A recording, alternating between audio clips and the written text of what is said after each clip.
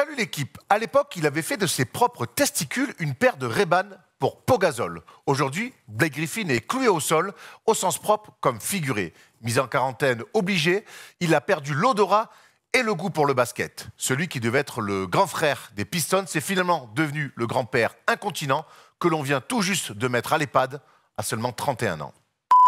Lob City paraît bien loin. Être obligé de faire du télétravail alors qu'on est joueur NBA, c'est un petit peu comme recevoir un « on vous rappellera » après un entretien d'embauche. Lâché par son corps, comme Stéphane Guy par Canal+, la chute de Blake Griffin est un touchous piste noire vers une triste fin de carrière. Et cette année, il n'a même plus de remontée mécanique. Ne plus vouloir d'un All-Star dans son effectif alors qu'il lui reste 80 millions de contrats, c'est comme refuser une date avec Kim Kardashian parce qu'elle vient d'avoir plus de 40 ans. C'est n'importe quoi. Mais comme on dit, business is business. Et l'avenir de Blake Griffin s'annonce encore plus sombre que celui de Kevin Love. Mais comment Griffin peut-il rebondir alors qu'il ne peut plus bondir ?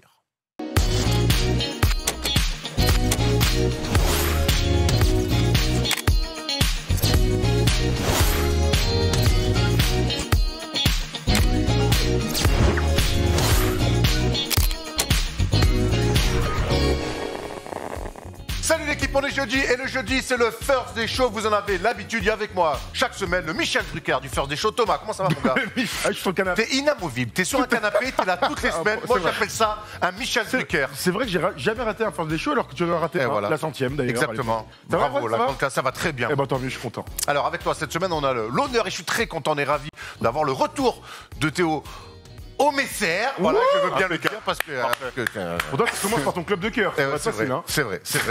De Rivers, comment ça va Théo? Ben moi ça va très bien et je suis vraiment ravi de pouvoir vous retrouver. C'est vrai que ça faisait un petit moment qu'on n'avait pas eu le temps de se c'est ce voir. qu'on s'est dit. Donc là, ça m'a donné la patate dès le matin. Là. Ah ben, parfait. Au programme news, débat sur Stephen Curry. Est-on en train de voir le meilleur Steph Curry de toute sa carrière? C'est une question qui se pose. On est vraiment axé évidemment sur le joueur parce qu'on imagine que les Warriors, même si ça va pas trop mal, ne seront pas champions NBA. Mais en tout cas, on est en train de voir un Steph Curry assez incroyable. Un focus, on reviendra sur la déclat de Damian Lillard et sur la fidélité, pas en amour évidemment, mais plutôt en NBA, où c'est aussi rare qu'en amour, du coup. Et on finira avec le quiz où Thomas règne en maître depuis quelques semaines. Théo, je te l'ai dit avant l'émission, il faut, même si je sais que tu m'as dit, moi je suis pas, il faut que tu me donnes ta force, challenge. Il faut que je le tape. J'ai gagné le quiz du récap cette semaine. Je veux taper Thomas cette semaine. Et Absol Sports. Je suis à 2-2, là, il faut qu'on le tape absolument.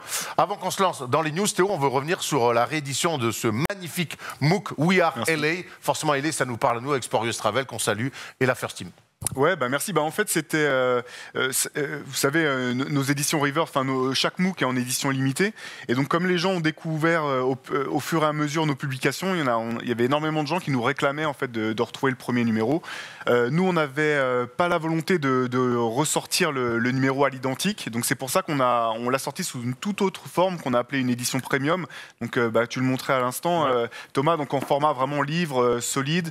On a enlevé tous les articles du numéro 1 qui n'était pas strictement sur Los Angeles et on a rajouté plus de 130 pages de contenu inédit voilà, pour essayer d'en faire un objet à part. Donc ceux qui ont déjà le premier numéro, ils ont des articles qui sortiront jamais, qui sont collector, et tous ceux qui l'avaient loupé ou qui veulent découvrir les nouveaux articles qu'on a pu rajouter, on a fait cette édition premium.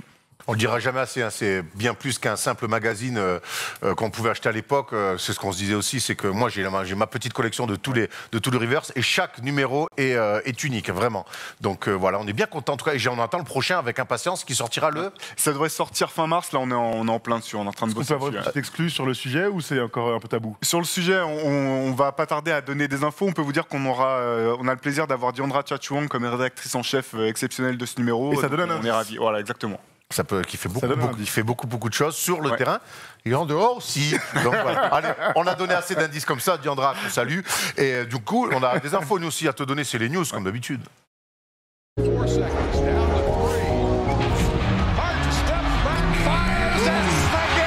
Allez, avant d'enchaîner avec les news, on me susurre dans l'oreille qu'il faut bien sûr liker cette vidéo et ne pas hésiter à s'abonner à cette chaîne. Voilà, c'est fait. On en passe à autre chose. On va commencer avec deux anciens All-Stars qui sont devenus des side chicks. C'est un petit peu la dure réalité de la vie. Je l'ai dit un petit peu dans l'édito, notamment avec Blake Griffin. C'est le même cas pour André Drummond. On va commencer avec Blake Griffin. Honnêtement, c'est assez surprenant ce qui se passe. Les Pistons ont communiqué et ont clairement dit que Blake Griffin était mis hors du groupe, ne jouera plus pour l'instant pour les Pistons. On rappelle qu'il a quand même 80 millions de contrats à récupérer. Théo, comment t'as perçu cette news? Quand on voit Blake Griffin, on se souvient du Blake Griffin flamboyant, bondissant des Clippers. On se souvient de ses bons débuts avec les Pistons. C'était même peut-être le meilleur poste 4 avec Giannis de la conférence Est. Aujourd'hui, il est même plus basketteur. Ouais, c'est dur, hein. Il y avait une stat assez parlante, là. Je crois qu'il n'a pas dunké depuis 2019. Ça montre un petit peu la chute en termes de mobilité, de qualité explosive qu'il pouvait avoir. Et c'est vrai que dans cette équipe des Pistons, il n'avait pas forcément sa place, je pense, parce qu'ils sont en pleine reconstruction. Ils ont plein de jeunes joueurs qui veulent essayer de développer. Donc on sentait bien qu'il y a un moment où il serait amené à partir. Le problème, comme tu l'as noté, c'est son énorme contrat. Donc aujourd'hui, il n'y a aucune équipe qui va être prête à mettre en place, je pense, un trade pour essayer de faire venir Blake Griffin et donner des assets en échange. Et Détroit dit qu'il n'y aurait pas de buy-out. Ouais, bah ouais, parce qu'il y a trop d'argent en jeu. Effectivement, il y aurait un dead cap qui serait, comme par exemple Nicolas Batum, c'est son cas, les 27 millions sont lissés. Ben lui, et tu l'as dit tout à l'heure, il y a 35 millions cette année, 38 millions de player option l'année prochaine. C'est ça qui est aussi surprenant, c'est que c'est très tôt. Normalement, tu mets, pour André Drummond par exemple, on va en parler après, il lui reste quelques mois de contrat, donc tu peux mettre sur le côté, il y a la trade deadline le 25 mars. Tu vois, on peut imaginer des échanges. Là, Blake Griffin, c'est possible qu'il s'assoie pendant, je sais pas, allez, je vais très loin, mais 1 an et demi. Il est possible qu'il ne soit pas réintégré. Et comme personne ne le voudra en échange, parce que tu parlais de ses dunks, il a réussi à se réinventer, à développer un tir extérieur. C'est un joueur encore fantastique à 100%. Le problème, c'est qu'il est à quoi, 30% de ses qualités de physique. On se souvient de ce match un dimanche soir là, où il tombe par terre sur la dernière action. Je ne sais même plus contre qui c'était. On était tous un peu sur le cul de voir son niveau physique. Ouais, on a de la peine parce que donc il y a cet énorme contrat, mais il y a surtout le fait qu'aujourd'hui, Blake Griffin, il y a son corps qui le lâche complètement. Et quelle est la suite? Alors on sait qu'il y a cet énorme contrat. Il y a une petite rumeur sur Boston qui voudrait peut-être le récupérer, mais on imagine qu'ils se sont renseignés pour voir si ça pouvait leur coûter 0. Mais aujourd'hui, Blake Griffin, c'est pas 0. Qu'est-ce qu'on peut imaginer comme suite? Moi, j'ai l'impression que c'est presque pire de Kevin Love. Il y a quelques mois, on parlait de l'avenir de Kevin Love. Pareil, qu'il avait un gros contrat et qui n'était plus le joueur qu'il était, dont personne ne voulait. J'ai l'impression de retrouver un peu des similarités avec Blake Griffin, en pire. Ouais, c'est vrai qu'ils sont un peu dans le même cas, des gars qui ont vraiment dominé, qui ont joué les premiers rôles, qui ont été All-Star, et qui ne peuvent plus jouer au basket parce que leur physique les lâche. J'ai du mal à l'imaginer autre part parce que voilà, son contrat et son niveau triste, hein, ne permettent pas de l'imaginer être performant. Et pourtant, on connaît le talent du gars. Surtout s'il n'y a pas de buy-out, parce qu'au bout du compte, avec ses qualités de création, notamment, je pense qu'il pourrait intéresser des équipes en sortie de banc, notamment pour donner la création dans des second units. Mais je ne vois pas qui, aujourd'hui, serait prêt à donner vraiment des assets pour récupérer Blake Griffin à ce prix-là et dans cet état-là. Il a un contrat d'une première option. Ah oui, complètement. Donc, oui, mais alors, dernière question, c'est que est-ce qu'on peut imaginer que ça se passe mal aussi dans le relationnel, que Blake Griffin, peut-être, qui est physiquement moins bien, il n'accepte pas non plus qu'on lui dise, bon, chef, peut-être sort du banc, essaie d'avoir ce rôle de grand frère, peut-être que lui n'accepte pas du tout ça. Pourquoi le mettre sur le côté? C'est qu'il nuit à l'équipe. Et ce qui est terrible pour lui, c'est que les Pistons sont plutôt bons sans lui. On le verra tout à l'heure avec les joueurs de la semaine.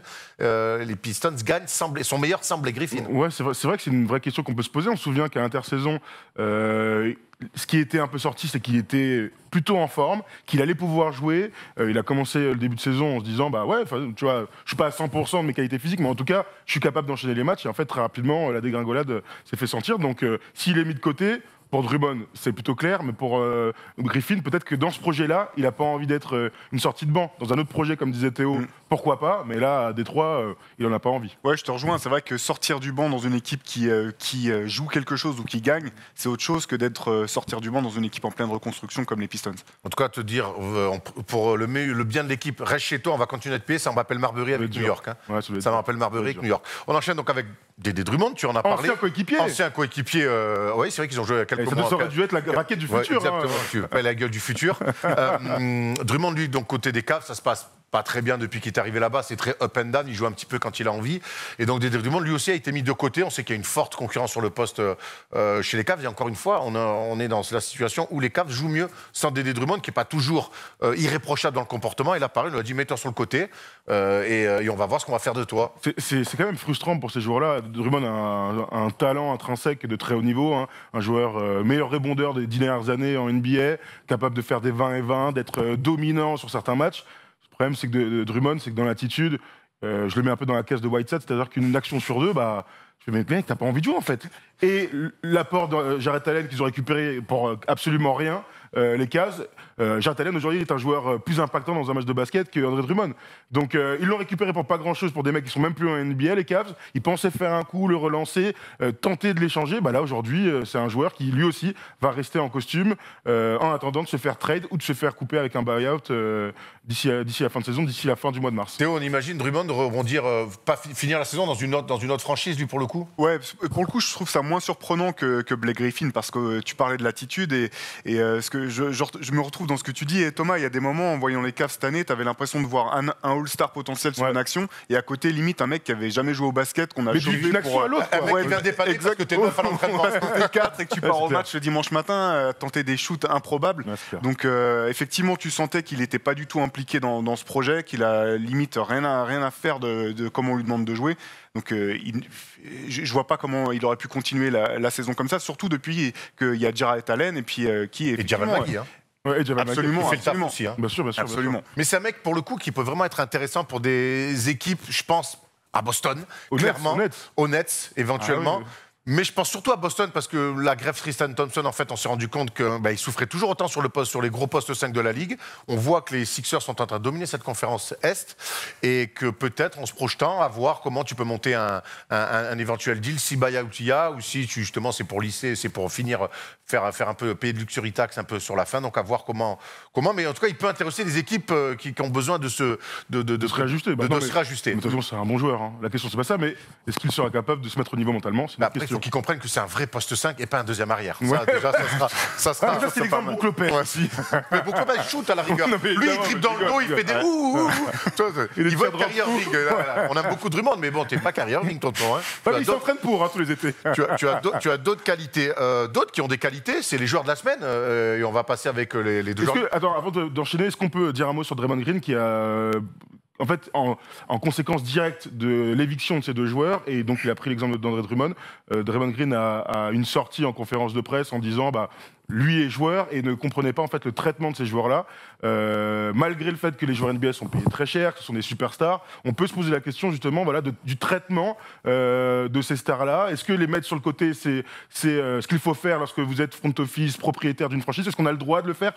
Ça a soulevé beaucoup de questions cette semaine. Il n'y a pas de bonne réponse aujourd'hui, mais en tout cas, c'est toujours dans l'idée d'un équilibre des forces. Voilà, regarde ce qu'il a dit. À un moment, en tant que joueur, on a besoin d'être traité avec le même respect et les mêmes droits que les équipes. On a toujours la sensation que les joueurs sont des fusibles échangeables, mais contre une contrepartie fantastique, hein, beaucoup d'argent. Donc voilà, c'est toujours où est-ce que tu places le curseur pour le traitement de ces joueurs-là. Honnêtement, ça se fait à tous les niveaux de mettre des joueurs sur le côté. Quand à un moment donné, tu as un mec qui a un crédit, a un pouvoir dans l'équipe à qui on lui donne et que ça ne marche plus et que ça fait du mal, on sait très bien qu'à tous les niveaux, on l'a fait. Que quand tu as ton numéro 1, ton numéro 2, les mecs qui prennent beaucoup de tirs, qui ont beaucoup de temps de jeu, ils n'ont pas les bons comportements, ils n'ont pas les bonnes attitudes et que ça flingue l'équipe. Ça marche du département à la NBA. Donc des fois, tu dis, mets-toi sur le côté, on va jouer plus simple, mais ça sera peut-être plus sain. Je prends juste je prends un exemple, ça va te faire rire. Je prends l'OM hier soir. Cette semaine, ils ont mis Kawhi, ils ont mis des petits jeunes devant, et au moins... Kawhi Leonard, il est au Lakers. Pas Kawhi. Non, mais tu vois, mettre des fois... donc ça arrive à tous les niveaux. Je comprends ce que tu es en train de dire, Draymond Green, mais quelque part, c'est aussi la logique dans tout le sport. Des fois, il y a des stars qui sont mis sur le côté, et ça donne la chance à des mecs qui ont la dalle. Est-ce qu'il y a aussi le truc de le mettre en costume et pas... Parce qu'il y a une différence entre sortir un mec de la rotation, il est habillé, tu comptes pas sur lui, tu lui expliques, et tu le laisses en costume, tu vois, il y a aussi cette... C'est un débat très large qui pourrait être un vrai débat, d'ailleurs, plus qu'une continuité de news. Mais ce qui est sûr, en tout cas, c'est que pour avoir parlé, avoir quelques échos, je sais qu'il y a un désamour de plus en plus important entre les joueurs et la Ligue dans le business. On dit souvent business is business. Mais ça serait intéressant d'en faire un vrai débat dans une émission. Mais les joueurs, de plus en plus, sont comme les proprios. OK, vous voulez jouer à business, nous aussi, on va faire les businessmen. Pour cette dernière déclaration, on a vu Harrison Barnes être placé sur le banc en plein match. On a vu DeMarcus Cousins apprendre qu'il était transféré en pleine interview du All-Star Game. Et on laisse faire. C'est aussi la voix des joueurs. C'est important. On doit l'entendre. Ils sont représentés avec un syndicat. Hein. Bien sûr, on doit l'entendre aussi. On doit l'entendre. On enchaîne donc avec les joueurs de la semaine. À l'Ouest, Devin Booker, pas surprenant tant on connaît le Boog et qu'il a du talent. Par contre, dans la conférence Est, c'est Saddiq Bey, le rookie, de Détroit. Donc Détroit qui fait une semaine avec 3 victoires, 1 défaite. Sans Blake Griffin, ce qu'on disait, ça gagne. Avec des stats et un pourcentage à 3 points, Tom, frôlant les 70%. Monsieur a fait un 7 sur 7 à 3 points, ça aide pour avoir des hauts pourcentages. Monter, c'est plutôt étonnant de voir ce rookie-là être joueur de la semaine. Enfin, j'allais dire en tant que rookie, mais pour la première fois de la saison, c'est un rookie et c'est lui. On aurait pu imaginer Lamelo ou autre, ou Anthony Edwards, j'en sais rien. C'est une grosse surprise dans une petite semaine, parce que si un gars a 17 points... c'est ça aussi. Et le but, c'est que c'est une semaine un peu faible, mais en tout cas, voilà, c'est important de parler de Saddiq Bey aux Pistons, un rookie qui est moins en vue que d'autres, mais très bon shooter et des mecs qui sont capables d'avoir un impact tout de suite en NBA. Ouais, et puis c'est vrai qu'il vient de Villanova, ce qui n'est pas neutre, je pense, parce que c'est vraiment une fac qui sort des joueurs qui sont prêts à jouer quasiment tout de suite. Quand on voit, exactement, quand on voit les Michael Bridges, les Jalen Brunson, Josh Hart, c'est des mecs. Exactement. C'est des mecs qui arrivent, qui n'ont pas forcément la même cote que les gars qui sortent de Duke ou de Kentucky, mais qui ont joué dans un système où ça bouge beaucoup, où on défend dur, où on est habitué à être dans un environnement de gagnant. Et je pense que voilà, finalement, c'est très surprenant qu'il soit joueur de la semaine, comme tu l'as dit, le contexte aide, mais pas si étonnant que ça que ça soit un rookie solide au potentiel intéressant. Ouais. Pour les jours de la semaine, il y a toujours eu des surprises. Les Grivis Vasquez, Jérémy Lin, des mecs qui, sur une semaine, sont fantastiques. Qu'est-ce que tu avais un autre nom peut-être ? Nico Batum avait été joueur de la semaine avec les Hornets. C'est l'avantage d'une semaine, c'est que tu as 3-4 matchs, tu peux flamber, être élu, et c'est l'occasion d'avoir les projecteurs sur toi pendant quelques temps. La bonne pioche, en tout cas, pour les Pistons avec Saddiq Bey. Là, eux, ils ne risquent pas d'être joueurs de la semaine, puisqu'ils sont blessés. On va faire un petit tour du côté de l'infirmerie, où Anthony Davis sera absent quasiment un mois. Ouais, à peu près. LeBron, d'ailleurs, a déclaré qu'il n'y avait pas d'urgence, sa priorité des priorités, c'était la santé, et que, quelque part, il n'y avait pas le feu pour qu'Anthony Davis revienne, mais surtout qu'il revienne à 100%. Il n'y a pas le feu, mais ça reste inquiétant. On sait tous combien... Anthony Davis, c'est un joueur injury prone, comme on dit, souvent pété, les épaules, le corps en général. Et il y a quelques jours, quelques semaines, il s'est fait mal au tendon d'Achille. Ils ont voulu le préserver. Finalement, il est revenu, il a aggravé sa blessure. Et en fait, l'idée, c'est qu'on le met de côté pour éviter une rupture du tendon d'Achille qui, là, pour le coup, serait tout à fait catastrophique. On sait que c'est la pire blessure aujourd'hui dans le sport. Et tu mets une année pour revenir. Donc, les Lakers ne prennent pas de risque avec leur star, vont le mettre au repos pendant quelques semaines et il sera réévalué. Alors, réévalué, ça veut dire que ça peut durer 2, 3, 4 semaines. Ça peut durer aussi 6 à 8 semaines si la blessure ne s'est pas rétablie. C'est important pour les Lakers de prendre soin d'Anthony Davis parce que autant ça reste les grands favoris pour leur propre succession, autant sans Anthony Davis, ça risque de compliquer le tableau. Ouais, et puis c'est clair que la saison régulière, c'est optionnel pour les Lakers. Finalement, qu'ils finissent premier ou huitième, ils savent que s'ils veulent aller au bout, il faudra qu'ils tapent les meilleurs de leur conférence. Et leur objectif, c'est le titre. Donc, effectivement, il n'y a absolument aucune précipitation de leur côté. Il n'y a aucune raison de le faire revenir trop vite. Ça sera intéressant de voir quand même ce qui se passera aux alentours de la trade deadline. Je pense que comme souvent les équipes de LeBron sont prêtes à faire des derniers ajustements en dernière minute pour essayer de se donner les meilleures chances d'aller au bout. Voilà, exactement. Mais bon, le problème avec Anthony, et c'est ce que tu disais, c'est cette histoire de blessure à répétition. En finale NBA, il y a un match où il avait déjà eu il finit les finales sur les rotules. Exactement, pour une blessure au même endroit, etc. Donc, prudence, mais l'objectif pour eux, c'est clairement la post-season. Ça permettra qu'avec Kuzma d'être dans le 5 et de voir comment il se comporte avec un rôle plus important, par exemple. Tu parlais de post-season pour les Lakers, pour les Timberwolves, il n'y aura certainement pas de post-season. Ah bon mais il y a quand même des blessés. C'est D'Angelo Russell qui, lui, va être aussi absent pour une blessure à l'épaule, il me semble. On a le tableau, n'hésite pas à l'envoyer, Tom. J'ai une question d'ailleurs pour vous. Genou gauche. Au genou gauche, presque. J'ai été épaule-genou. Oui, j'ai fait médecine. D'Angelo Russell, on se souvient, qui est arrivé aux Warriors, il est pas si longtemps, il a été envoyé aux Timberwolves pour se dire, tiens, avec son pote Karl Anthony Towns, ils vont pouvoir faire un super duo. Est-ce que vous savez depuis un an combien de matchs ils ont joué ensemble? Pas beaucoup. Non, je sais pas. Je crois que ça va être dramatique. 5. À ça que j'aurais dit 20, tu vois. Non, mais 5, c'est terrible. C'est chaud, ouais. Ils n'arrivent pas à jouer ensemble. Donc voilà, les mauvaises nouvelles s'accumulent pour les Timberwolves en même temps que les défaites. Ils ont perdu 6 de leurs 7 derniers matchs, pour être complet. Voilà. Tout va bien. Bravo les Wolves. Bravo. Ils ont sûrement un nouveau choix numéro 1 de draft. Qui est pas mal, qui montre de belles choses. Ouais, non, mais ils ont sûrement un nouveau numéro 1 de draft. Parce qu'ils ont une collection. Ils sont bien partis pour Cleveland de l'époque. Ouais, oui, c'est vrai. Donc c'est plutôt une très bonne affaire pour les Warriors. Tout à fait, c'est vrai. Cleveland de l'époque, ouais, c'est vrai. Il y en a un qui, on va dire bravo, c'est Stephen Curry. C'est dans le débat. Est-ce qu'on est en train de voir le meilleur Stephen Curry de sa carrière? C'est le débat.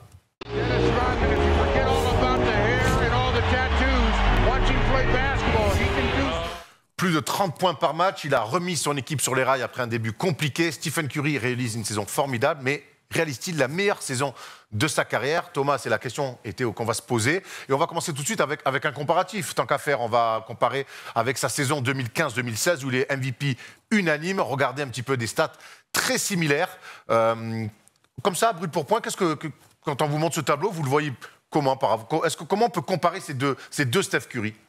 Ce qui est intéressant, c'est de voir ce qu'il y a autour de Steph Curry au moment de ces deux stats, parce que les stats de l'année où il est MVP,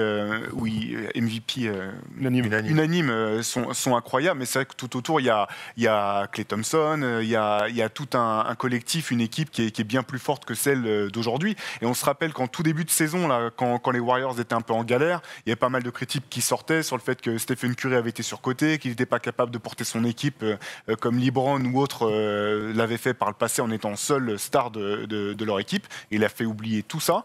Moi, à titre personnel, c'est vrai que dès le début de saison, il m'a fait une impression visuelle très forte. J'avais même l'impression qu'il shootait plus vite qu'avant, ce qui est dingue.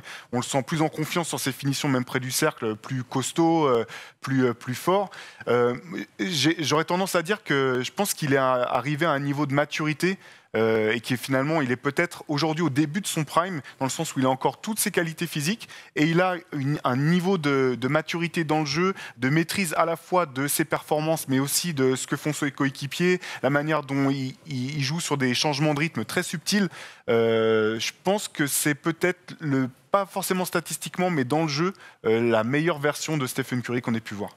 C'est vrai qu'il y a un peu de ça, c'est-à-dire que on va mettre la comparaison en avant entre l'équipe de 2016 et l'équipe d'aujourd'hui. On a le tableau des 5. Mais avant même d'aller là-dessus, il y a un sentiment, c'est vrai, de facilité qu'on avait en 2016, où il marchait sur l'eau, mais il marchait au pluriel sur l'eau. Là, il a été tout seul à remettre son équipe sur les rails, comme tu le disais, mais toujours dans le même style. Et moi, c'est ça qui m'impressionne, c'est qu'on a beaucoup dit l'année dernière, en début de saison, qu'on avait peut-être envie de voir un Stephen Curry plus meneur de jeu NBA 2020, c'est-à-dire beaucoup de pick and roll, beaucoup de balles en main. Et en fait, avec Steve Kerr, ils ont fait le choix de continuer dans l'effort, en tout cas ce qui a fait avec Stephen Curry ces dernières années, donc de jouer deuxième arrière avec énormément de grandes coupes, de courses et une manière de polariser l'attaque très différemment des superstars actuels.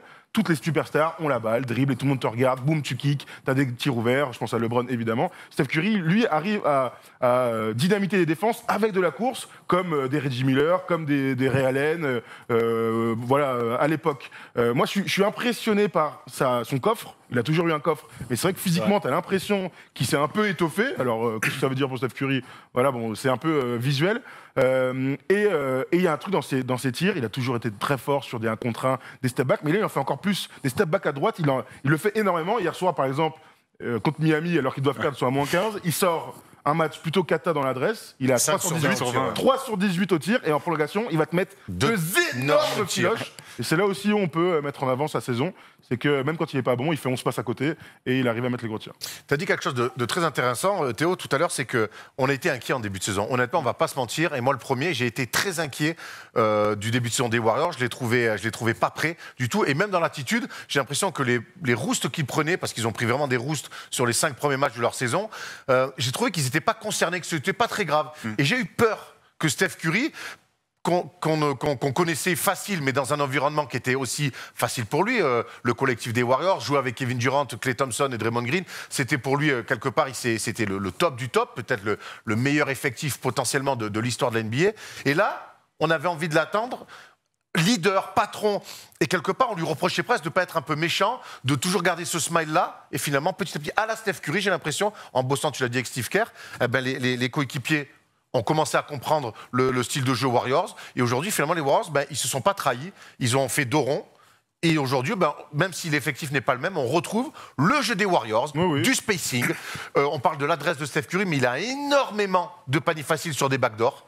Et ça facilite beaucoup de la chose. Ils ont retrouvé leur spacing, leur jeu de passe. Même les joueurs secondaires, il y a toujours du jeu sans ballon. Et ça profite surtout à qui? À Steph Curry, qui est très fort balle en main. Mais je regardais encore la défense notamment de Colin Sexton sur lui, off the ball, c'est un enfer.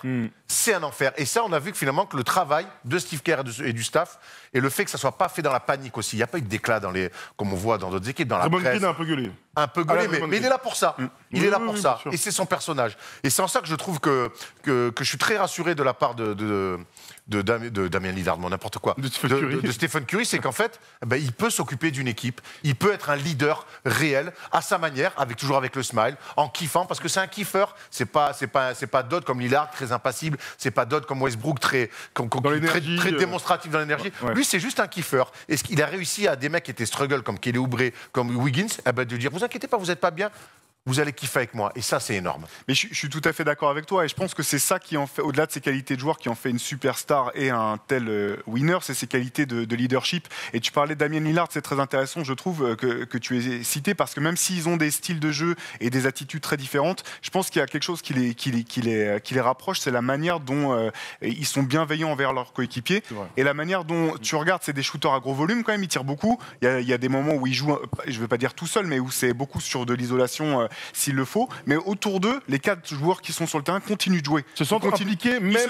Ouais, t'as raison. Exactement. Contrairement à d'autres. Et dans le match dont tu parlais hier, il y a un moment où il était un petit peu en galère sur la fin du 4e quart-temps. C'est pas forcément lui qui met les paniers. Il y a Bazemore, exactement, qui se montrent et tu sens qu'ils sont en confiance et qu'ils se sentent autorisés à jouer. Même si c'est pas Stephen Curry qui touche la balle. Et une des autres raisons de tout ça, c'est que sa particularité à Stephen Curry, je pense, c'est qu'il mobilise totalement la défense quand il a la balle, mais la mobilise de la même manière quand il n'a pas la balle. Et ça, c'est un des rares mecs dans l'histoire à réussir à faire ça. Donc c'est un enfer. C'est exactement ça. Donc tu parlais de Colin Sexton, il y a un joueur qui va être que sur lui, qui va essayer de le couper du ballon, ce qui est quasiment impossible. C'est quasiment une boîte, ouais. Mais il va aussi mobiliser un autre défenseur, voire parfois un 3e, alors qu'il n'a même pas la balle. Et tout ça, ça permet justement à des joueurs qui n'ont pas, bien sûr, qui n'ont pas son niveau, mais de pouvoir s'exprimer, de pouvoir trouver des manières de jouer et de se sentir, j'aurais tendance à dire, autorisé à jouer, à prendre des décisions sur le terrain. Et c'est singularisé par ce que font Kelly Oubre et Andrew Wiggins depuis quelques semaines maintenant, après un début de saison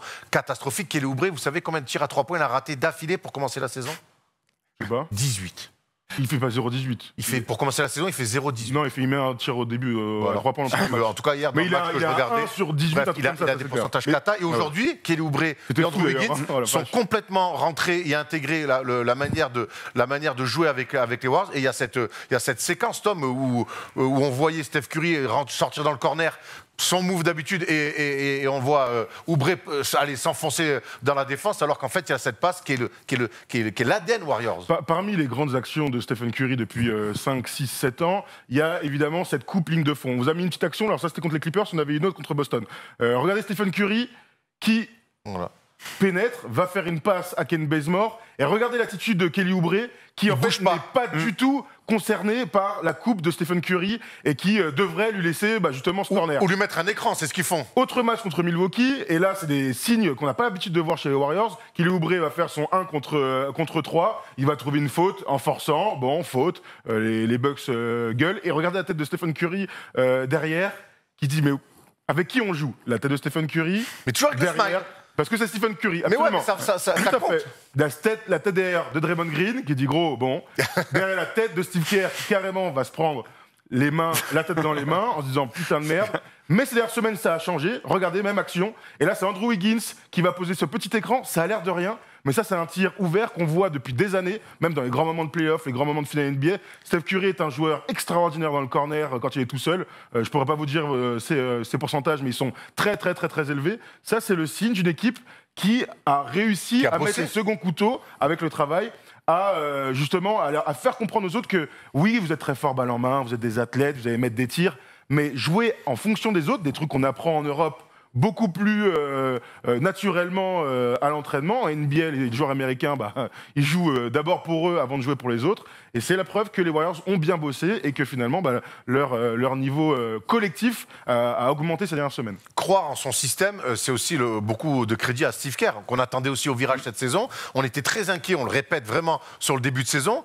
Et en fait, ils n'ont pas paniqué en disant, bah tiens, balle à Curry et sauve-nous. Non, non, ils ont cru en leur système et aujourd'hui, ça paie. Et donc, crédit à Steve Kerr aussi, donc là-dessus. Ouais, c'est clair. Et puis, c'est ça que, bon, on a forcément tous beaucoup parlé de Kelly Oubre, de son début de saison compliqué. Mais je pense que c'était vraiment en trompe-l'œil parce que son adresse à 3 points, ça reflétait pas son réel niveau. Ouais, exactement. Ouais, mais ça reflétait peut-être le fait que dans la tête, il n'y était pas. Ça, je suis d'accord. Mais je suis tout à fait d'accord avec toi. Je pense qu'il y avait ce besoin de s'adapter. Oui, et moi, ce que j'ai bien aimé dès le début, malgré tout, et j'aime bien Kelly Oubre, c'est son attitude quand même. Fort défenseur, il a un petit peu d'arrogance. Et donc, beaucoup. Non, il fait un peu trop de gestes superflus à faire des trucs. Je suis d'accord, mais moi, je trouve que c'est quelque chose qui était... J'aurais tendance à dire que c'est quelque chose dont les Warriors ont besoin aussi, de cette dureté, surtout quand ils n'ont pas tout le talent qu'ils étaient habitués à avoir. Et moi, j'aimais bien de me dire qu'ils avaient une espèce de chien un peu agressif. Les Warriors avaient peut-être besoin de ça, mais lui était dans un trou. Mais surtout, ils avaient besoin de ça parce qu'il n'y avait pas de Draymond Green. Et là, on arrive quand même à une des raisons aussi de pourquoi Steph Curry propose certainement peut-être son meilleur basket depuis le début de sa carrière, c'est qu'il y a le retour de Draymond Green au top physiquement et que quelque part, tu l'as dit, il joue deuxième arrière, mais ils n'ont pas de meneur de point de garde attitré. C'est Draymond Green qui joue meneur et regardez ses stats, c'est lui qui va chercher le plus Steph Curry sur des passes D. Alors c'est évidemment pas étonnant de voir ça, on le voit depuis des années. Mais le meilleur pourvoyeur de passes décisives pour Stephen Curry chez les Warriors, c'est Draymond Green. Draymond Green est toujours dans la recherche de Stephen Curry sur plein de formes de jeu, t'en as parlé. Il y a des backdoors, des petites passes comme ça. Draymond Green est fantastique. Elle a Joakim Noah back in the days. Beaucoup de main à main, de hand-off comme ça, où en fait ça permet à Draymond Green de jouer pour lui. Peu souvent, parce que cette année, dans les points, il n'est pas très haut. Mais il le fait bien. Mais il le fait une fois de temps en temps, absolument. Mais surtout, derrière, avec son corps, il est capable de libérer Stephen Curry pour de la pénétration, pour des tirs. Il se trouve merveilleusement, ils se connaissent par cœur. Et c'est là aussi, et tu as raison de le dire, que Draymond Green est une pièce angulaire au jeu de Stephen Curry. S'il n'y a pas Draymond Green, il n'était pas là. Ce qu'il a toujours été aussi. Il a toujours été quelque part. D'ailleurs, hier, il n'est pas là, Draymond Green, et Stephen Curry n'est que à 5 sur 20 à 3 points. Parce qu'on rappelle quand même que quand David Lee se blesse et que Draymond Green donc, prend la place, devient titulaire chez les Warriors, c'est le début de la bascule pour les Warriors, qui vont devenir ensuite les Warriors qui vont gagner. Champions, direct. Voilà, qui vont devenir champions, qui vont être 3 fois champions et qui vont faire 5 finales. Donc quelque part, on n'y croyait plus parce que l'année dernière, Draymond Green est catastrophique, parce que Steph Curry vendange la saison parce qu'il est blessé, mais il force pas non plus pour qu'il revienne très tôt. Donc il vante cette saison et on avait presque l'impression que c'était un peu fini. Mais en fait, Draymond Green, ça s'explique. Parce que Draymond Green et Steph Curry, c'est un duo qui marche très fort. Alors un duo assez curieux, parce qu'avec un mec qui met que 5 points par match, il y a un autre, mais c'est un duo qui ont fait les Warriors et qui continuent à croire sur ce système. Et c'est en ça que moi je veux donner beaucoup de crédit aux Warriors. Ouais, tu peux. Et ce qui est intéressant... au-delà de la saison que fait Stephen Curry, que les Warriors font cette année, je pense que c'est vraiment intéressant à moyen terme parce qu'on s'attendait effectivement quand même pas à trouver un Stephen Curry aussi fort. Et son état de forme et son niveau actuel me laisse penser que la fameuse fenêtre d'opportunité qu'on pensait être en train de se refermer pour les Warriors, elle est peut-être en train de se réouvrir pour 2 ou 3 ans de plus que ce qu'on aurait pu penser. En fonction de Clay. En fonction du développement de James Wiseman. Tout à fait, qui est blessé depuis fin janvier, mais qui montre de belles choses. Exactement. Et comme on en parlait tout à l'heure, le pic des Wolves ira aux Warriors. Et je crois qu'il est protégé seulement top 3, un truc comme ça pour cette saison. 3, tu crois ? Oui, il me semble que c'est ça. C'est intéressant. Et donc, on pourrait très bien... les Warriors, je pense qu'ils ont un peu étendu leur fenêtre d'opportunité et qu'ils vont rester très intéressants à suivre dans les années à venir. La signature de D'Angelo Russell, elle peut avoir beaucoup d'impact. Sur le moyen terme, avec les Warriors, tu as raison. On parlait de collectivement, on parlait surtout de l'attaque. Défensivement, c'est pas mal aussi. Tu étais le premier à relever en début de saison de dire il n'y a pas de défenseurs, il n'y a pas de mecs qui sont capables d'aller au mastic. Il y a des athlètes, mais pas de défenseurs. À part Draymond Green, évidemment. Et aujourd'hui, c'est pas le cas. On voit quand même des Warriors défensivement beaucoup plus concernés. Ils sont capables d'envoyer des soldats sur les meilleurs joueurs en face pour protéger un petit peu Steph Curry. Et puis surtout, on retrouve cette défense encore des Warriors. Beaucoup de rotation. On va céder, on va prendre le joueur battu. Et ça change tout aussi. Ouais, absolument. Le basket a beaucoup changé entre 2015 et 2016, 2020, 2021. Je me suis un peu intéressé à tout ça. Très surprenant, mais les Warriors sont la deuxième ou troisième équipe au pace. Donc c'est une équipe qui joue très vite, forcément. Du coup, sur les stats bruts, par exemple, ils sont 18e défense. Sauf qu'ils sont 5e sur le rating. Et ça, c'est une stat qui, moi...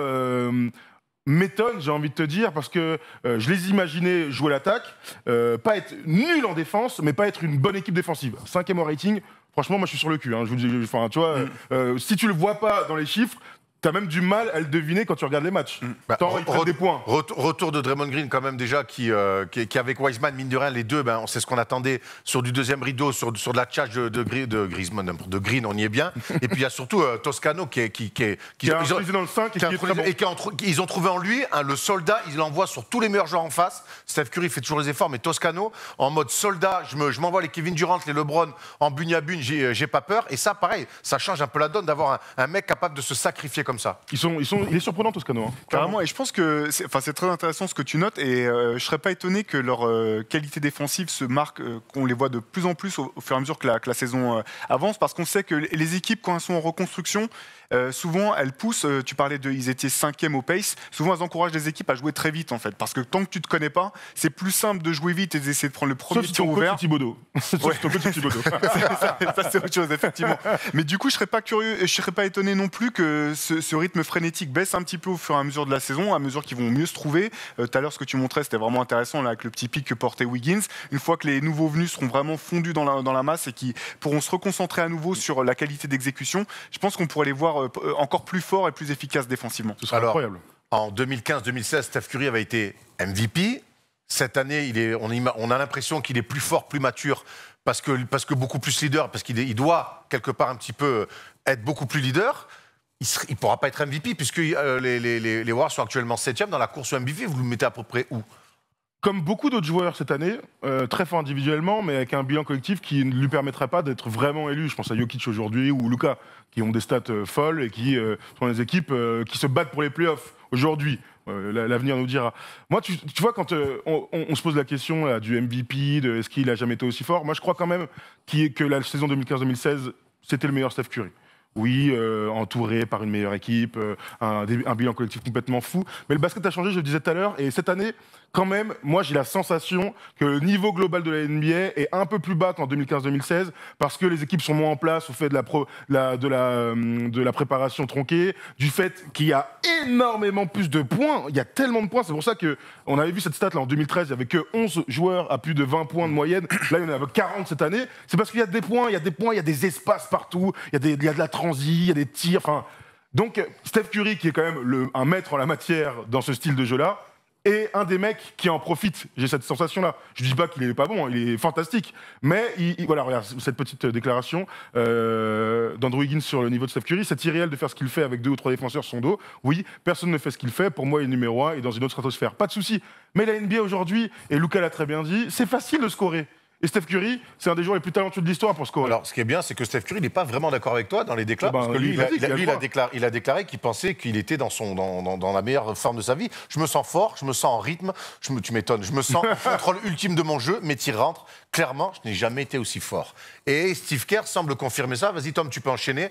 Pareil, qui lui pense que ce qu'il fait, c'est irréel carrément, ou c'était Wiggins qui a dit ça. Bon, je ne sais plus. N'hésite pas à enchaîner avec la déclat de Steve Kerr si tu l'as. C'est la meilleure forme que j'ai vue de lui.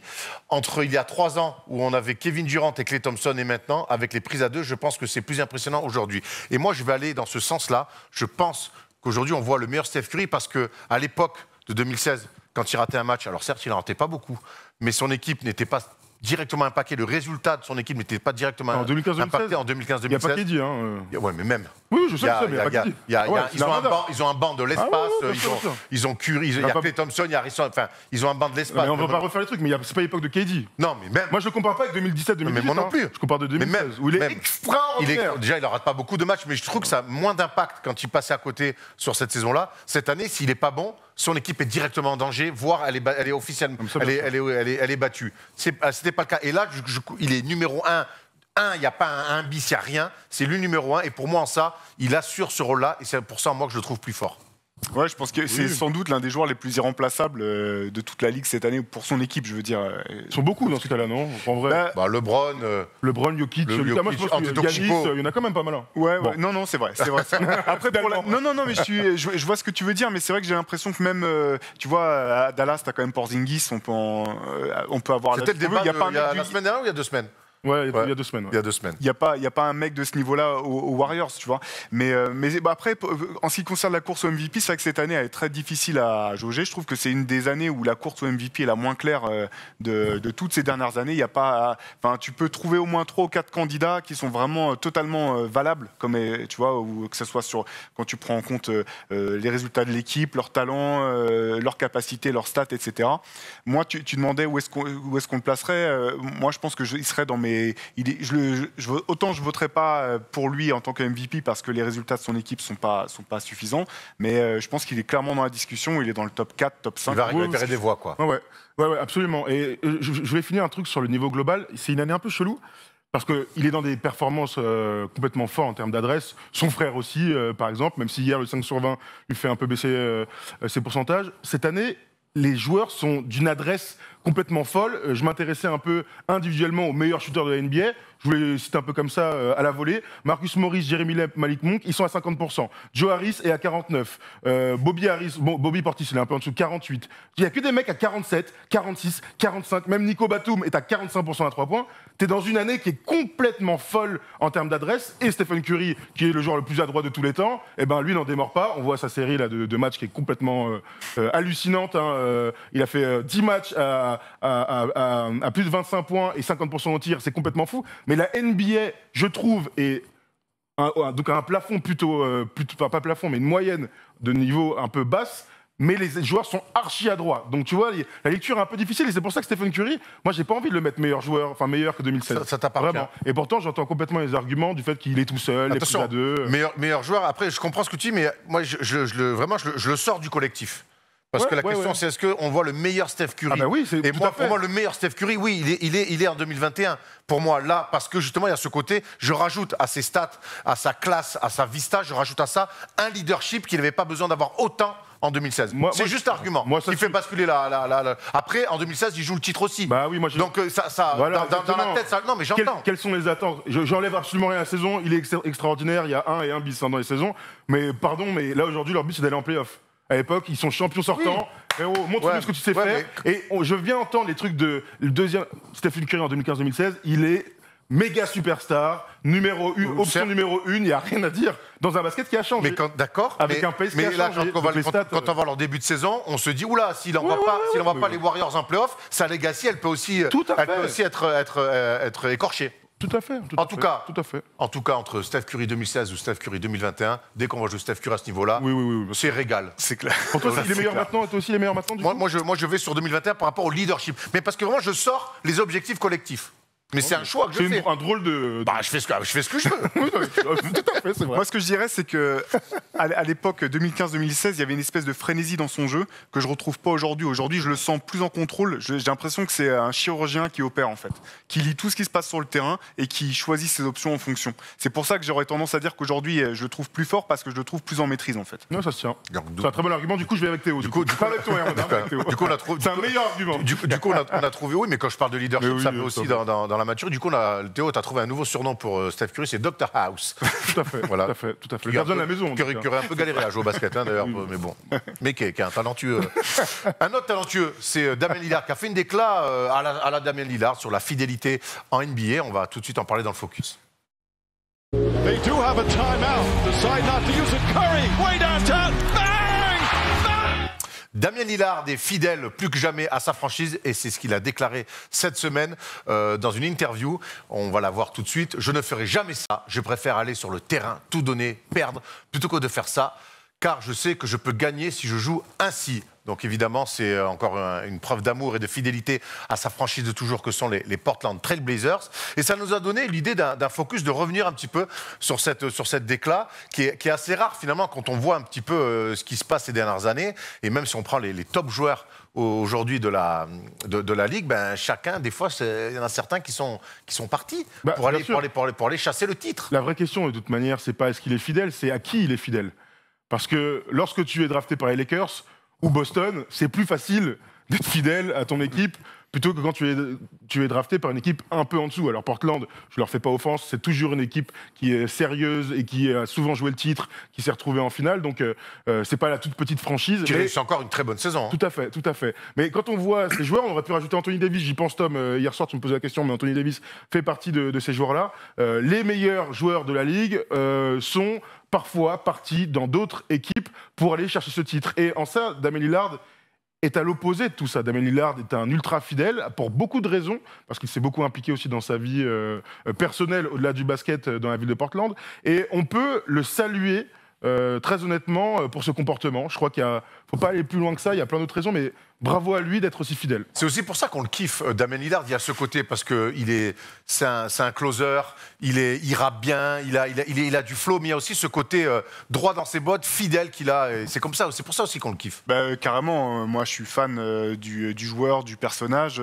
J'aime beaucoup cette attitude parce qu'au bout du compte, je pense que dans les débats actuels, le poids des bagues pèse trop lourd en fait quelque part. Moi, ça m'a toujours mis hors de moi de voir Kenny Smith agiter ses bagues de champion au nez de Charles Barkley, alors que tu peux pas les mettre. Il n'y a pas photo quoi. Voilà, pour moi, ça peut pas être l'argument ultime pour juger du niveau et de la carrière d'un joueur. Et ce que je trouve intéressant dans les déclarations de Damian Lillard, c'est qu'on en revient un petit peu à la discussion qu'on avait tout à l'heure sur Draymond Green entre le respect des équipes et des joueurs. Je pense que c'est aussi la marque d'un vrai partenariat entre le club et le joueur. Que ce type, il aurait certainement pas ce type de déclaration s'il avait été drafté dans une équipe. Les Kings ou les Knicks, tu veux dire. Ouais, exactement. Bah, oui, et un peu de la même manière que Stephen Curry dont on parlait avant, où tu sens qu'il y a une espèce d'osmose entre le management, le coaching staff et les stars de l'équipe, qui fait qu'ils ont l'impression de travailler ensemble et pas forcément de travailler l'un pour l'autre. Pour faire une belle histoire d'amour, de toute façon, il faut être deux. Hein, Au moins. Au moins. Ah, oui, on est en 2021, c'est possible. Si vous êtes trois, ça peut foutre la merde. Hein, ouais, mais ça peut aussi marcher. Alors que tout seul, en général... Il faut s'appeler Lou Williams pour ça. Ouais. C'est clair. Non, mais c'est vrai, l'histoire d'amour, il faut être plusieurs, quoi, c'est tout. Ouais, pas trop quand même. Hein. Mais alors, la question que je vais vous poser, c'est est-ce que quelque part, tu parlais du poids du titre, mais c'est quelque part le but ultime pour des mecs aussi, en plus qui sont aussi forts que ça. Est-ce que quelque part, c'est pas un petit peu un doux rêveur et que quelque part, on serait tous frustrés si un jour Damian Lillard se retrouve pas au moins à jouer une finale NBA? Mais t'as raison. Moi, je trouve ça très frustrant et je pense qu'il faut l'être. Alors les supporters des Blazers diront que ça arrivera chez eux ou ça n'arrivera pas et ils ont raison. Mais moi, Damian Lillard, au vu de tout ce qu'on a dit, c'est vraiment un joueur badass, un joueur ultra talentueux, ultra clutch. Il fait une finale de conférence, bravo à lui, alors qu'il a aucune chance clairement d'aller au titre. Moi, ça me frustre de ne pas voir ce mec-là un jour découvrir les playoffs, les finales NBA, de ne pas mettre un buzzer beater en finale. Mais malheureusement, pour ça, il faut s'entourer des tout meilleurs de la Ligue et les super teams le prouvent. Là, aujourd'hui, quand on voit les derniers finalistes, même pas les champions, tu ne vois que des énormes armadas. On peut aller, si on enlèvera Toronto de cette équation à la rigueur. Mais moi, je suis frustré de ne pas voir ce gars-là parce qu'il a le talent intrinsèque et l'aura d'un gars qui devrait un jour aller en finale NBA et je pense qu'il n'ira jamais. Parce que tu vois, imagine, tu parlais de Kenny Smith qui monte ses bagues à Charles Barkley. J'imagine, tu vois, Kevin Love qui va dire à Damian Lillard, moi je suis champion. C'est pas le genre Kevin Love. Non, ou alors J.R. Smith, tiens. Ouais, J.R. Smith. Tu vois, d'un moment, il ferait, ouais, frérot, t'es champion, mais bon. Ah bah en même temps, c'est ses arguments, il va pas dire autre chose. Tu vois ce que je veux dire, mais on peut pas. Ouais, non, c'est clair. Justement, j'aimerais qu'on revienne sur le premier tableau que vous avez envoyé en régie, les gars, par rapport aux mecs justement qui sont partis de leur franchise de cœur, où ils ont été draftés, pour aller chercher d'autres titres. On pense forcément à Kevin Durant, on pense à LeBron James, Kevin Garnett qui part, donc qui se fait trader, lui. C'est un trade, mais il demande. C'est un trade, mais c'est lui qui demande de partir. Et Clyde Drexler, on a 4 cas, et 4 cas un petit peu différents. Oui, tout à fait, 4 cas différents. Des Moi, époques LeBron, différentes. parce que tu n'étais pas prêt apparemment à ce que je te lance. Non, mais c'est pas grave. Non, mais en plus, on n'a pas le tableau. Bon passe, Polo, il veut pas me le mettre dans le Polo, si tu peux le mettre dans le marco. Bon passe dans la gueule. On fait une passe à un mec qui est ouvert et qui regarde. LeBron James aujourd'hui a 4 titres NBA. 2 avec Miami. Moi, si on me demande de faire un classement des plus beaux titres de LeBron, je mets Cleveland numéro 1, Lakers numéro 2 et les 2 autres. Parce qu'avec Miami, j'ai l'impression qu'il est parti à Miami pour gagner. Il l'a fait. C'était un plan de carrière très bien. Honnêtement, il a réussi à le faire, tant mieux. Mais j'ai l'impression qu'il a juste fait son taf de gagner des titres avec Miami. Alors qu'à celui avec les Cavs, il est peut-être l'un des plus beaux de l'histoire. Et avec les Lakers, l'année dernière, il est aussi poignant. Donc, Kevin Durant, il a 2 titres avec les Warriors. Tout le monde attend qu'il gagne ailleurs que Warriors. Sinon, on vous lui dira, bro, c'était trop facile. Ouais, mais bon. T'as raison, mais je pense que ça, là, on part un peu dans le débat d'ado, quoi. C'est-à-dire, à un moment donné, il les a, ces titres. Et LeBron, il préférera toujours avoir 4 titres qu'un seul très beau. Enfin, tu sais, au bout d'un moment, il est parti pour des raisons qu'on comprenait tous à l'époque. Un front office limité, un coach Mike Brown limité. Limité, oui. Il part avec fracas, on s'en souviendra tous, mais il part pour gagner. Pour moi, le vrai problème, c'est quand tu pars et que tu gagnes pas. Là, il y a un gros souci. En fait, je pense que déjà les situations sont parfois difficiles à comparer. Moi, ce qui me gêne, en fait, c'est quand parfois on peut lire que Damian Lillard manquerait d'ambition parce qu'il serait prêt à faire passer sa carrière sans avoir gagné en restant. Et ça, je trouve ça fou parce que ça, c'est l'essence d'un compétiteur. Je pense quand même, c'est de vouloir battre les meilleurs et de se dire, j'ai pas besoin de rejoindre les meilleurs pour être champion. Ouais, t'as raison. Et dans les comparatifs que tu as là, je trouve que la comparaison avec Kevin Garnett est super intéressante parce que Kevin Garnett a été très longtemps fidèle aux Wolves, sans doute trop longtemps même. Et je pense que 2 ans trop tard. Voilà, déjà. Que Damian Lillard, en fait, je kiffe qu'il ait ces déclarations-là, qu'il dise qu'il veut essayer de gagner avec son équipe parce qu'en plus, le front office fait les efforts pour essayer de mettre sur le terrain des équipes compétitives. Mais je pense que ça ne serait pas forcément un reniement pour lui si dans 3-4 ans, donc dans 2-3 ans, finalement, l'équipe ne va nulle part ou qu'elle a été vidée de ses meilleurs joueurs. Ça ne serait pas forcément un reniement qu'il change d'équipe comme a pu le faire Kevin Garnett à ce moment-là de sa carrière. Tu imagines, toi, ça ? Non, je ne l'imagine pas parce que déjà plusieurs raisons. C'est que Portland, c'est un tout petit marché. Quand on a une superstar comme Damian Lillard qui veut rester, on fait tout pour lui déballer le tapis rouge. Mais quand il va vieillir, après, il faut voir aussi. Parce que là, ça veut dire il y avait Clyde Drexler dans les comparaisons. Clyde Drexler qui a été un fidèle de chez fidèle à Portland, mais qui finalement est parti a été tradé à Houston pour aller gagner un titre avec son pote Olajuwon. Déjà, le trade à l'époque, au niveau sentimental, ça avait été très compliqué pour Portland. On imagine. T'imagines Lillard, après toutes les déclats qu'il fait, parce que ça reste un business, le jour où il met plus un pied devant l'autre, où l'équipe est en fin de cycle, et que tu le trades, là, ça veut dire que c'est presque un engagement en vie tacite qui signe entre Lillard et Blazers. Est-ce que Portland en voudra à Damian Lillard si dans 3 ans, alors qu'ils n'ont toujours pas joué les finales NBA, il dit on est à la fin de quelque chose. Il y a toujours une manière de partir. Mais si c'est lui qui le dit. Oui, bien sûr. C'est ça. Non, mais bien sûr. Moi, là, je pense qu'on se met à la place de Damian Lillard. Portland, eux, ils vont tout faire pour qu'il reste jusqu'à la fin. Les équipes adorent les gars qui restent 20 ans au bout d'un moment. Ou alors ça se passe très mal dans le relationnel, mais on ne l'imagine pas. Si dans 2-3 ans, lui, il dit franchement, on a fait le tour, on a donné tout ce qu'on avait, toute l'essence de mon énergie. Ça y est, c'est fini, il faut que j'aille aux Lakers pour aller gagner avec Anthony Davis. Ils vont vraiment lui en vouloir, j'espère pas. Je pense qu'il fera jamais ça, moi non plus, je pense pas, mais on peut aussi tout imaginer. 3 ans, c'est long. Il peut s'en passer des choses. C'est vrai. Il peut s'en passer des choses. Et c'est vrai que la comparaison, elle est très bien. Et KD, on est tous d'accord pour dire que ce qu'a fait KD, c'est le pire choix possible. C'est la République des joueurs. On en parlait avec Draymond Green. Les joueurs ont ce besoin de reconnaissance dans leur choix. KD part pour dire c'est moi qui décide. Je m'en bats les couilles de la NBA. Je m'en fous de vos super teams. Je m'en fous. Moi, je vais décider que je vais aller gagner avec des gars que j'adore, un jeu que je kiffe. C'est comme ça qu'il faut le prendre. Même si pour moi, ça reste vraiment le pire choix, le snake, le vrai. Hein. Mais je suis d'accord avec toi pour KD. Moi, tu vois, j'ai même pas d'avis sur. Je pense que les joueurs doivent faire effectivement ce qui leur semble être le mieux. Oui, le problème, pour moi, principalement avec KD, avec d'autres joueurs comme lui, c'est un problème de communication. Parce que s'il avait dit les choses telles que tu viens de les formuler, je pense que ça aurait été très dur pour les gens de traiter autant de serpents que ça a été le cas. En vrai, il est parti pour 2 choses. Hein. Il voulait un titre, il en avait marre de jouer avec Russell Westbrook. Et ça, il le dira jamais, ou alors dans un livre dans 20 ans. Mais il y avait vraiment Voilà, il dit je pars de ma zone de confort. Il a dit surtout j'en ai marre de jouer avec un illettré, c'est pas du tout le moment, mais un gars qui fait n'importe quoi dans les fins de match. On va se faire engueuler encore. C'est pas du tout. Je retire. D'ailleurs, Polo, tu vas couper. Tu sais que ce matin, je me suis réveillé, j'ai ouvert mon téléphone et j'ai pris un tweet d'un mec qui me sort une stat de Westbrook sur les fins de match où il est plutôt inspiré. Il me dit tiens le haineux. Après, t'es pas obligé d'envoyer des lettres de mort, Erwan. Non, mais attends. 7h45, le réveil qui sonne, jour de First Day Show, on reçoit Théo, je suis content. Je me dis, tiens le haineux. Nous, on n'est pas amour, quoi. Après, on a des goûts, des préférences, on en discute, mais personne n'a la haine contre qui que ce soit. Monsieur le haineux. On est dans l'amour. Monsieur le haineux, ça aurait été plus correct. Bonjour, monsieur. Tiens le haineux, tu te lèves le matin, tu prends un tweet plein fer. Attendez, les gars, merde, Marseille avait gagné la veille, laissez-moi kiffer un peu. Enfin, voilà. Dites-nous, vous, ce que vous pensez de Damian Lillard. Est-ce que c'est un utopiste ou est-ce qu'il a raison, justement, de rester fidèle à sa franchise? C'est toujours intéressant d'avoir ce genre de débat. L'heure est grave, messieurs. Il faut le faire tomber, comme les Warriors à l'époque avec KD. Personne n'avait réussi, mais nous, avec Théo, on ne désespère pas de faire tomber Thomas de son piédestal sur les quiz. C'est le quiz, tout de suite.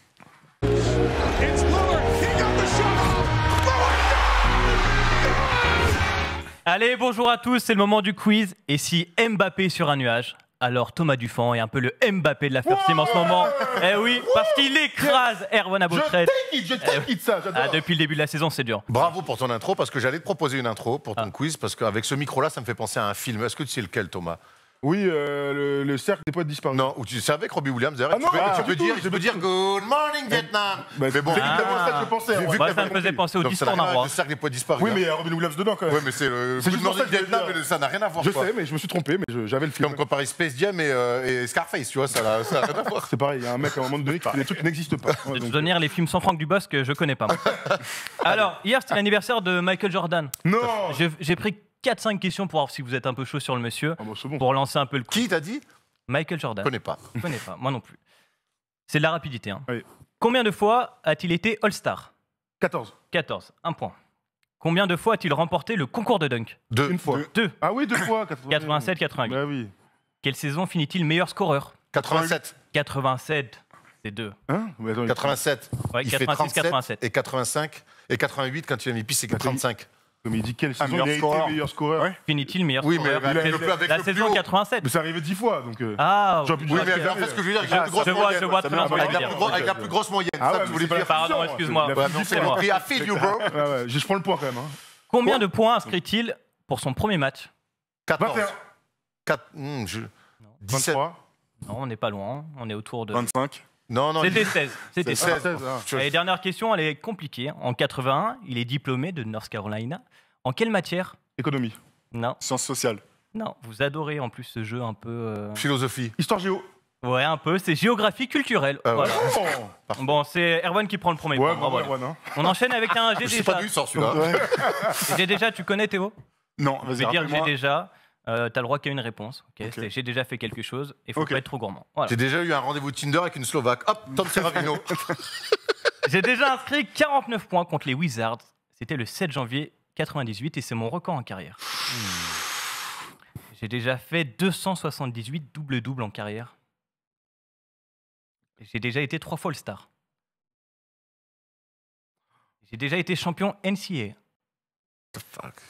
C'est une seule réponse. Hein. Et j'ai déjà été champion NBA. The Morning. Non, c'est perdu. All Star, je suis en Les gros. casse-toi. J'ai déjà été All-Rookie First Team. Attends. J'ai déjà été drafté par Boston. Alors attends, Je l'ai, je peux venir? Non. Tu peux Dites un nom avant parce Ouais. que là, après, Ouais. sinon, il faut que j'aille chercher des questions. Donc, essayez d'en sortir un maintenant. sortir chacun, mec. 3 fois All-Star drafté par Boston. Champion NBA. Je l'ai, je Ouais, crois que je l'ai. Et NCAA. Bon, vas-y, si tu l'as. Ah, NCA? Ah, non, peut-être pas alors. Je tente quand même. Vas-y, tente, Tom. Antoine Walker. Anton Walker, c'est Ah, exactement Walker. lui. Bravo. Ah, qui, c'est est, vrai. qui est drafté donc en 96. Ah ouais, bravo. Parfait. Allez, Pas un du partout. tout. Mais Bon. tout est remis sur le qui suis-je. Allez. Je suis né le 6 février 85 à Minneapolis. J'ai donc 36 ans, mais je n'évolue plus dans la ligue depuis 2017. Je fais ma fac du côté de Minnesota. Et j'y passe une seule saison.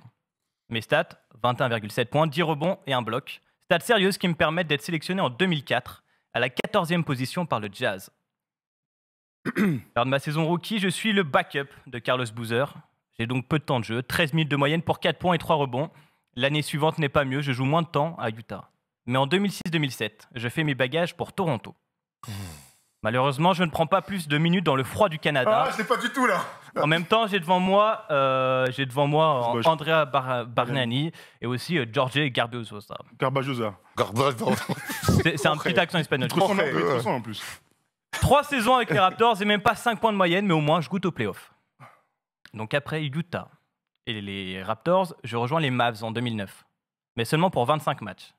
Car je suis échangé en janvier 2010 du côté des Nets du New Jersey. Oh putain, Oh je là suis là pas là du là, tout. attends. Je suis pas du tout. Pour la première non fois de plus. ma carrière, on me donnera ma chance dans le 5. Lors de la saison 2011-2012, je joue 35 minutes de moyenne pour 13,8 Humphries points. Oui. Chris Humphries, c'est exactement ça. Bravo. Mon plus grand fait d'armes, je l'ai pas sur les parquets NBA. Et oui, son plus grand fait d'armes, c'est d'être marié avec Kim Kardashian. Ah, Pendant oui, oui, pendant oui. 7 jours, non. Ah, mais tu sais que le début de carrière de Chris Ah ouais. Humphries, il est Il est dur. Je suis nul. Sa carrière est un peu C'est un dure peu parce que grave. même après, Non, mais elle est après, dure. Ah ouais. Même après New Jersey, les New J'ose Jersey pas le Nets. dire, parce qu'en fait, C'est l'époque des Nets, c'est Ouais. l'époque des Nets. Kata. Ouais, ça on le sait. Mais en fait, moi je pensais qu'il a commencé aux Nets. J'ai aucun Et souvenir après, d'avant. je cherche un pivot de fou. Et après, il est échangé dans le gros trade avec Kevin Garnett. Tout à fait. Et il part du côté de. Des Celtics. Ouais, des Celtics, exactement. Ah, je suis dégoûté, bravo Théo. Bravo Théo. Bravo, Théo. Putain, c'est rare que les Théo, invités gagnent. t'as Bravo. été exceptionnel Ouais, sur le ouais, débat. bravo. Exceptionnel Bravo, sur le débat. Théo. Tu gagnes le quiz. Et dans les commentaires, on envoie des pouces pour Théo parce que là, prestation XXL de Théo. Bon, mais en plus, t'as fait tomber notre ami. Travail d'équipe, c'est travail d'équipe. Bravo. Maintenant, Bravo. c'est raison de dire bravo à Rivers. Bravo T'es à aussi bon que dans. Bravo à Facebook, Rivers. Et il y en a un qui a beaucoup applaudi, qui a regardé l'émission. C'est allez, Ouais. viens, on a un petit fan avec nous qui est venu nous voir. Le futur de l'émission, allez, viens. Tu regardes, c'est pas Ouais, tu regardes, c'est pas là. Tu fais coucou pour dire au revoir. Allez, merci à tous, Théo. Merci, les gars. Le prochain MOOC, c'est fin mars, début mars. avril. Ouais, avec le fin lien. mars du Et truc. celui-là, on peut le récupérer où? Sur Basket Session. Sur Basket Session. Allez, Gianni, on fait coucou comme ça. Merci. Allez Gianni MVP.